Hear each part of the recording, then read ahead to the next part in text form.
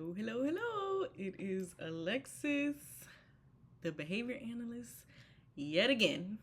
I am back and I am here again.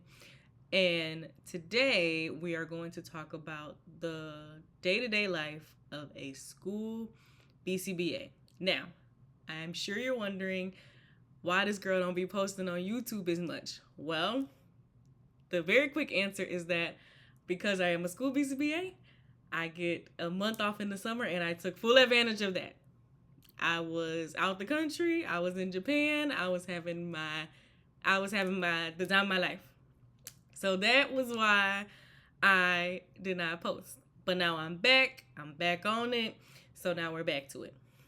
So while I was in Japan actually, there was a Facebook post, and I will clip it up here, that said, any school BCBAs. I know what the job description says, but I'm trying to get an idea of what the job really looks like day to day. Feel free to DM me if you'd rather not share here. Thanks in advance. Okay, so we are going to talk about this post and I'm going to answer it on this YouTube video. Okay, so first of all, the first thing I want to say is get connected with those Facebook groups that are for BCBAs.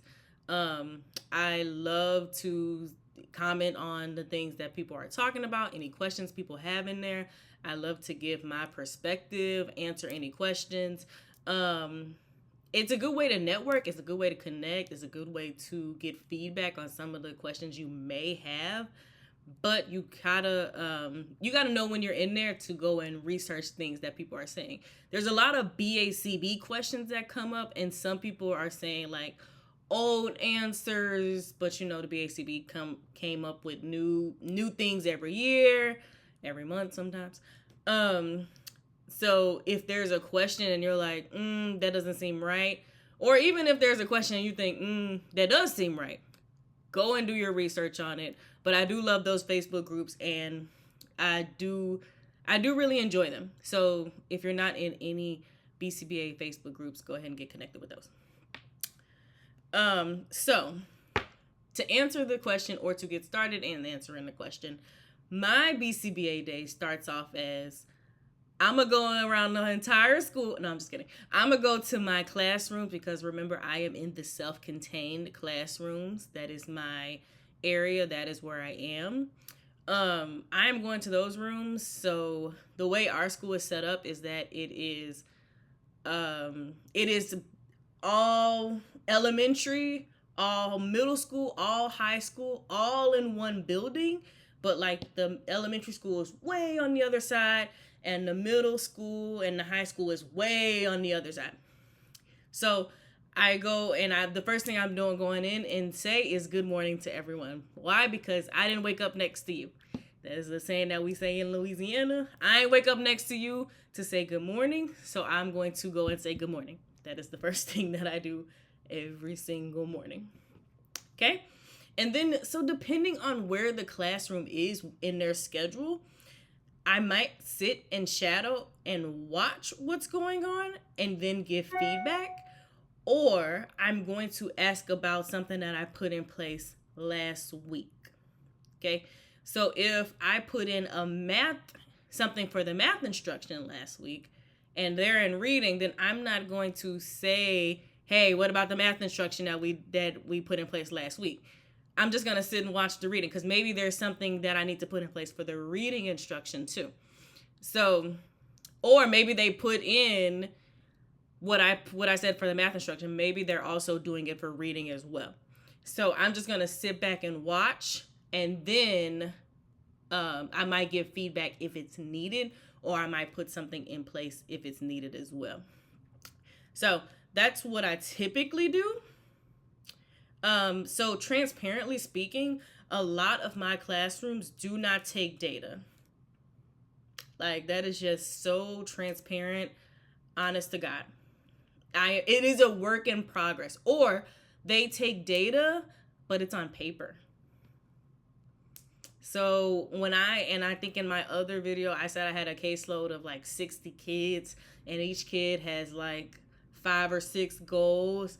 When I'm trying to do that, and And you know how schools are. They have like 6 worksheets just for math, 3 worksheets for reading. So they might have 3 instances of the reading goal on that worksheet right there. It is very hard for me to track. It is extremely hard for me to track it. It is extremely hard for me to graph it. It is extremely hard for me to analyze it as a typical clinic BCBA would, that has, the catalyst or the central reach up, where I can just go look at a graph and come up with different things. So that is one of the reasons why when I'm in the school setting, I am not typically sitting at my laptop. I remember when I worked in the clinic, I'm like looking at what kid I was going to go see, bringing my laptop, and then I would open it up and be like, okay, let me see where the data is with this goal. Let's see where it is with this goal. Okay, I want to test and see that one, see if we can master it. It's not like that. It's not like that in the school setting. One, because I'm not focused on one kid. It's like I'm in one classroom, but then there's 10 kids to be focused on. And then 2, like I said, they're not taking the data like that for me to go in and just be like, let me pull it up on my computer.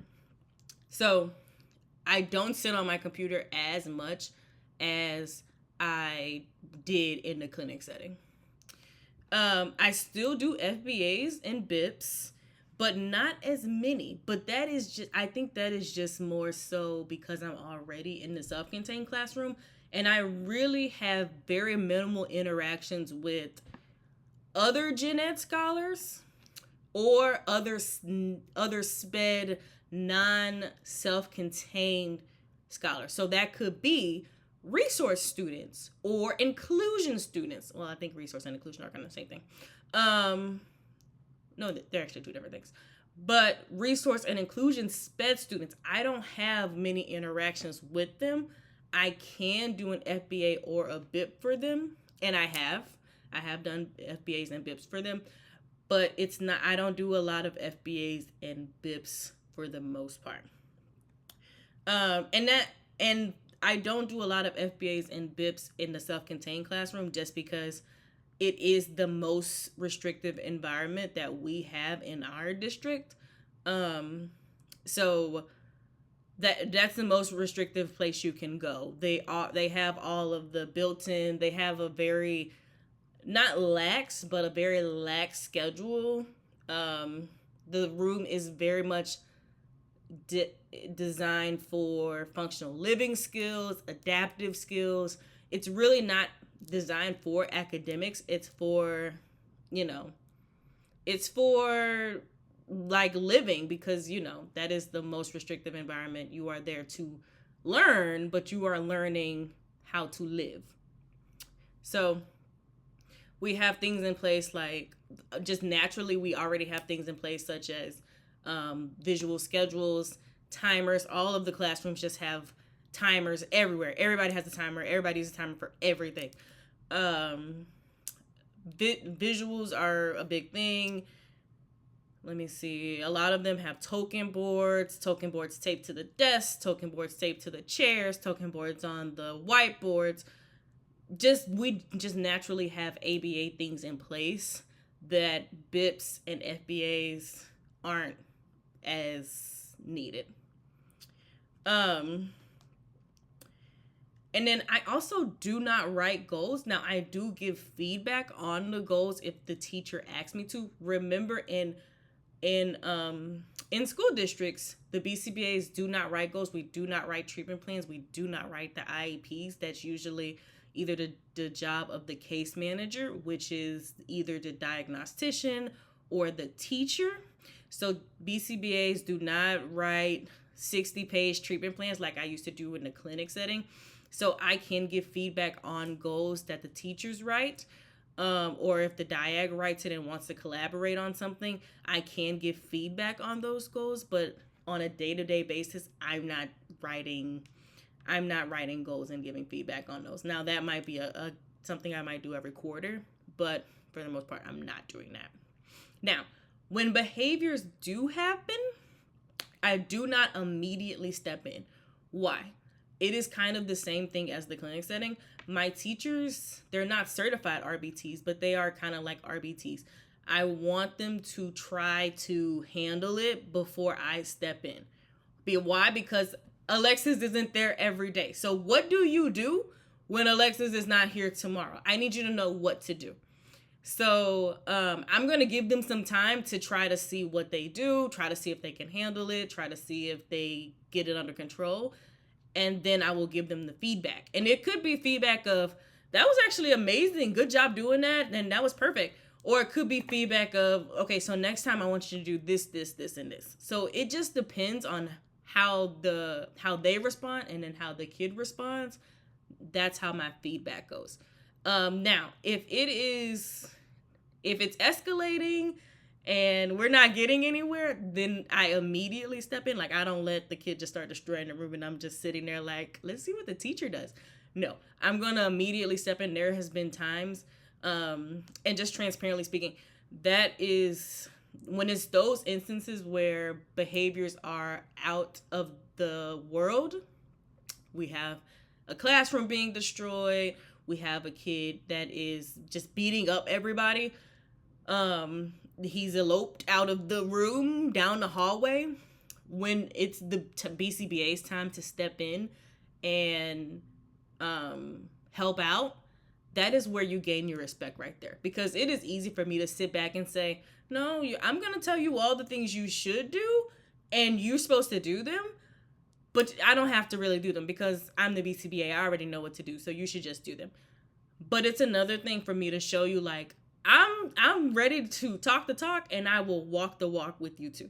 So I get a lot of respect from paraprofessionals, my teachers, anybody, because I'm not just talking and running my mouth. I'm ready to come and show you I know what to do.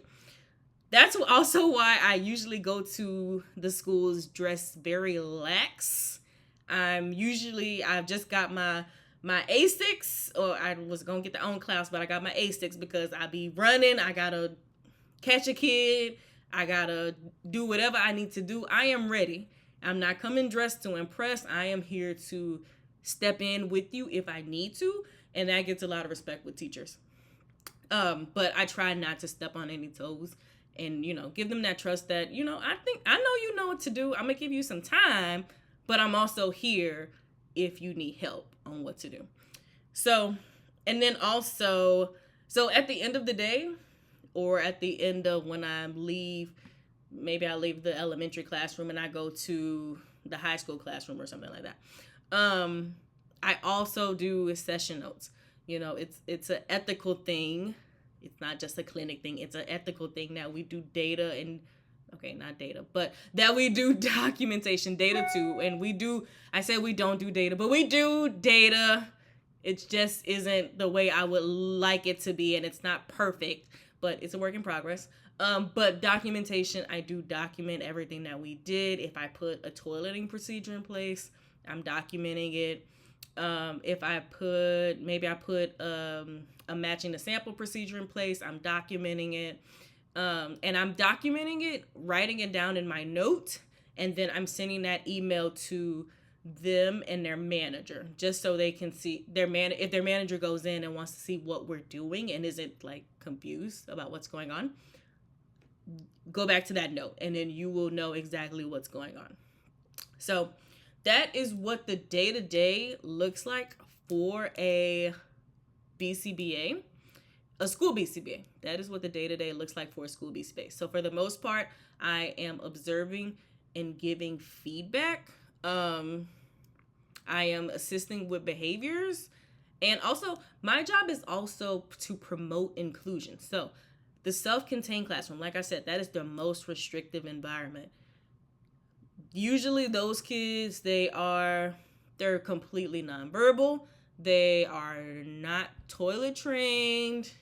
They might eat a very minimal amount of foods. They are very strict with the foods that they eat. So my job is to teach the teachers that I get it. And I get it.